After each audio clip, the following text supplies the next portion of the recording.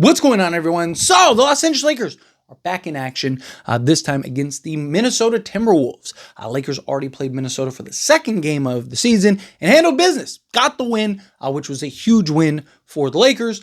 And, kind of that first step into tiebreakers and all that other stuff, especially a team that kind of just bullied you and ran through you in the playoffs. Get kind of your revenge. Obviously, it's not the playoffs. I want to see that matchup again in the playoffs and Lakers handle business this time, but it was nice to kind of get that win, get your first win of the season, all of that. Now you kind of carry in, and you're in a tough spot, right? Because you have Minnesota and then you have Memphis. Both games are going to be on the road, and you don't have Luka or LeBron. And this game in particular, you might be with only a handful of guys. I mean, you saw the Portland game. Willing to give the Lakers a pass on that Portland game. I talked about it even in the live stream. I talked about, I was like, hey, usually I spend 10 minutes kind of breaking down and evaluating the game, going over players, stuff like that.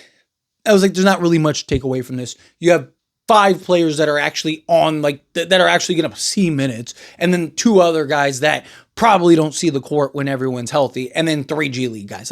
How much can you expect for the Lakers to do in that game? And, oh yeah, by the way, you're coming off of a back-to-back. Right, so I don't want to put too much weight in the guys. I do need to see guys like Jake LaRavia be better. I need to see guys like DeAndre Ayton be better. I thought that Minnesota game and the Sacramento game, I thought he was great. Both sides of the basketball, great. Right, won those matchups. And then I just thought he, was. I didn't think he was terrible. I didn't think he was bad, but he wasn't what you wanted to see him be with no LeBron, Luka, Marcus Smart, Jackson Hayes, so on and so forth, right? Gabe Vincent. I mean, you're not just missing 2 of your stars, which any team in the league is going to have trouble. Any team in the league missing their 2 top guys is going to be in trouble, right? But you're also missing another 3 to 4 of your high-end rotation guys. So you're really missing 6 to 8 of your top 8 players that you're looking to play in your rotation. So it's just, this becomes an issue. This becomes a problem. So Lakers, it's something that they're going to have to figure out, that they're going to have to navigate, and they're going to need to get through. And it starts with the Minnesota Timberwolves, right? It starts with the Timberwolves, who, luckily for the Lakers, Minnesota is dealing with some injury issues right now, particularly to Anthony Edwards.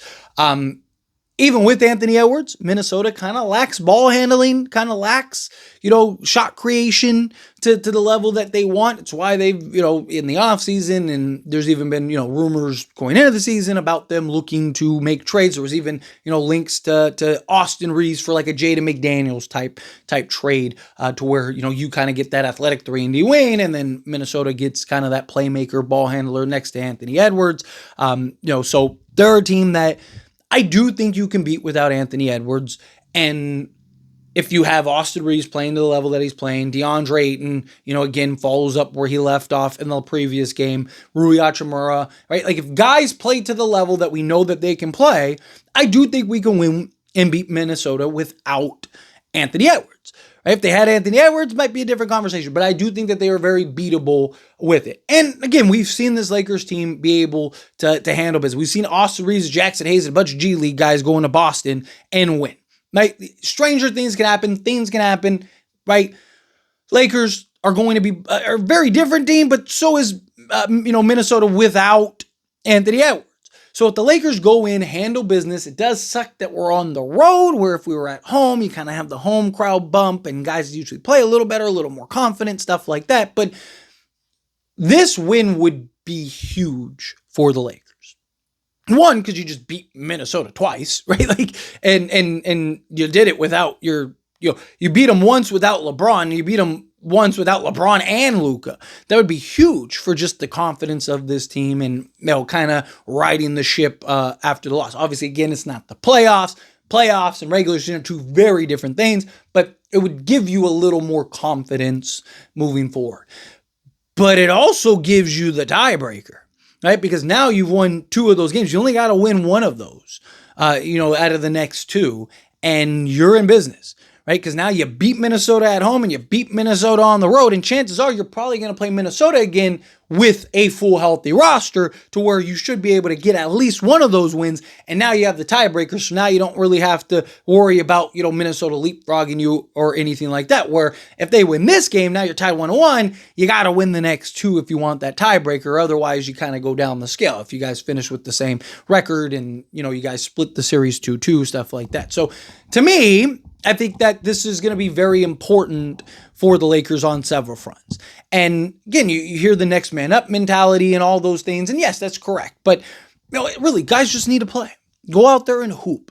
Jake LaRavia, we know, can play both sides of the basketball. He was great defending Anthony Edwards. He was great defending Jimmy Butler, right? He's little, I see a lot of people that were like, he was terrible in the Portland game. I didn't think he was terrible. He still, contributed in several ways. He wasn't defensively what he was in the previous games. I thought he kind of dipped a little bit. Was he just gassed for the back-to-back? Possibly. But, he dipped a little bit. And then offensively, he had his struggles. But still had 6 rebounds, still had 5 assists. He made some plays, got some steals, played some defense.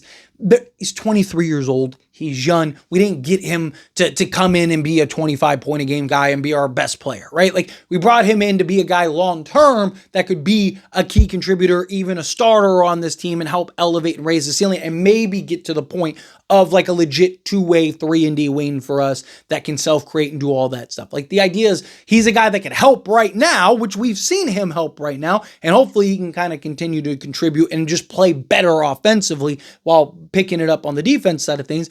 But, he's a guy that we're looking for now and the future. I'm very high on Jake LaRavia. I still am very high on Jake LaRavia. I think he's been great, right? Definitely needs some work. But again, he's younger than our draft pick, right? So give him time to kind of work through things. But Dalton Knecht, right? Dalton Knecht's one of the guys that we have seen can be absolutely game-changing for us. One of the guys that we have seen can completely change the tide. Can he finally get going? Can he finally find some type of rhythm to where he can knock it down? Because, look, Austin Reeves, I think, is going to be great. I wouldn't be surprised if we get another 50-piece from Austin Reeves, especially against Minnesota, because of all the narrative in the playoffs and in the offseason, right? Which, again, was all warranted, right? It's not like a made-up narrative. Austin Reeves was bad in the playoffs, and he got bullied by Minnesota. Austin Reeves struggles with size and athleticism and physicality. It's something he's dealt with it his whole career has been an issue, right? That's why the playoffs is a real question, right? Well, this is a good matchup. Again, he was dominant in that first Minnesota game. Can he do that again? Right? But we can't be just reliant on him, even if he does drop a 50-piece. You need contributions. Rui has to be better. Jake LaRavia have to be better. DeAndre Ayton has to be better. Dalton Knecht has to be better. Bronny James has to be better. These guys have to be better. All of them across the board. Jared Vanderbilt, I actually thought was Jared Vanderbilt and Austin Reeves were the two guys that showed up in the previous game. Jared Vanderbilt was, he even gave you a damn near double-double, right? So guys need to pick it up. Guys need to be better. They need to pick up the intensity. They need to be better and bought in on the defense side of things.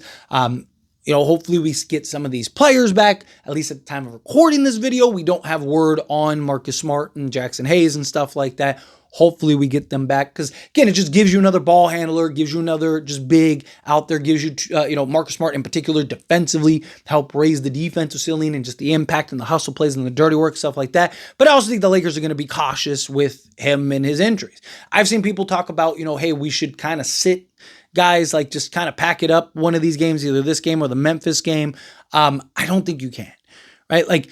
One, the Lakers don't have the players to do it. Right? You can't sit Austin Reeves, Rui Hachimura, and DeAndre Ayton because now you only have literally 7 guys that can play. And, even if Marcus Smart and Jared Vanderbilt come back, or, Jackson Hayes come back, even then, you might as well sit them too at that point. You only have 7 guys. You have to have enough guys to actually play a game. And then 2, it's just you need to at least try to win these games. If you lose, you lose. Right? But you got to at least try. At least the Lakers were competitive in the Portland game. There were several times they could have just laid down. The fact that they at least still fought is promising. That's what you want to see. But you got to at least try to win these games. Right? And then, again, you win. It's the NBA. And Lakers still have good play. Like Austin Reeves can do some things. Rui Hachimura can do some things. Dalton Knecht can do some things, right? Like DeAndre Ayton can do some. We have guys that can do some things. We have guys that can go and have great nights and on any given night just light a team up and whatnot and pull off a win. And also they don't have Anthony Edwards. You know, if they had Anthony Edwards, maybe we're having a different conversation. I still think you do everything you can to win that game, but the expectation would be a little different. It's like, yeah, they're probably far greater chance of not winning that game if they have Anthony Edwards. Now that they don't have Anthony Edwards, levels the playing field a little bit. It's still, you know, Minnesota still has everybody else, right? Like, but still, it kind of, you know, Anthony Edwards is a huge component to that team. And so it kind of, again, levels the playing field a little bit to where the Lakers actually have a chance. And I don't think anyone would be surprised if the Lakers actually pull that off because we know what Austin Reeves can do. Him and DeAndre Ayton and kind of building that two-man game. We just saw DeAndre Ayton outplay Naz Reid and Rudy Gobert combined. Get that effort from DeAndre Ayton. Austin Reeves does Austin Reeves things. Get Dalton Knecht and Jake LaRavia, or at least one of them to kind of pick it up and play better. Rui Hachimura does Rui Hachimura things. All of a sudden you're looking up and the Lakers are rattling off a win, and you know we're 2-1 in the no Luka, no LeBron era, right? Like that would be fantastic. But anyway, as always, this is a discussion. I pass the question to you. Let me know your thoughts and opinions down in the comments. That being said, if you haven't liked this video, hit that like button. Helps me a lot. Helps me enjoy these types of videos, and I truly appreciate it. Not subscribe channel, hit that subscribe button. Turn on the bell notifications. Appreciate y'all. See you in the next one. Thank you.